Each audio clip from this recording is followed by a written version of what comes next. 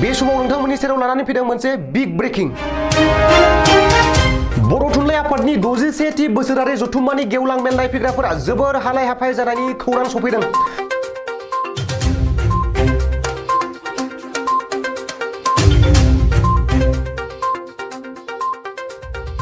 गेवलां मेलनि गाहाय आलासि महरै बाहागो लानो फैनाय हादरगिरि रामनाथ क'विंदखौ नायनो फैनाय सुबुंफोरखौ आसाम पुलिसआ गाहाय लांगोनाजों हाबनो होयैनि अजद होदों। गेवलां मेलाव बाहागो लानो फैनाय आलाय सिलाय जानाय रायजोफोरा।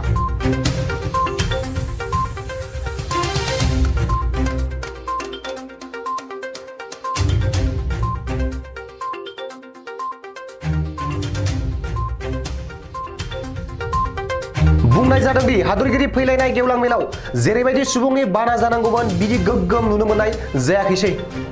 आफादथिलियाव खालि थान्दै आरो आथिखालनि सुबुंफोरा सोरनिबा न'नि सिथ्ला गेजेर बारि खनाजों हाबनो गोनां जादों होननानै खौरां मोननाय जादों। एफा गिदिर बर'नि जथुम्मायाव सुबुंफोरनि नुजाथिनाया गेसें जानायाव भारत हादरनि हादरगिरि रामनाथ क'विंद फैनायाव गोग्गोम सुबुं थुबुर दिन्थिनो हायैया साननांगौ बाथ्रा।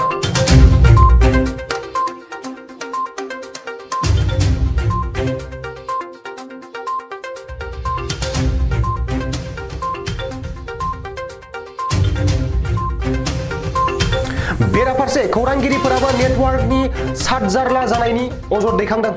खौरांगिरिफोरनि अजद बादिब्ला हादरगिरिनि रैखाथिनि मुङाव गासै नेटवर्क एबा इन्टारनेटनि कानेक्टिभिटिखौ बन्द खालामनाय जादों। जाउनाव लाइभ खौरां दैथायहरनायनि बेला जारला जादों।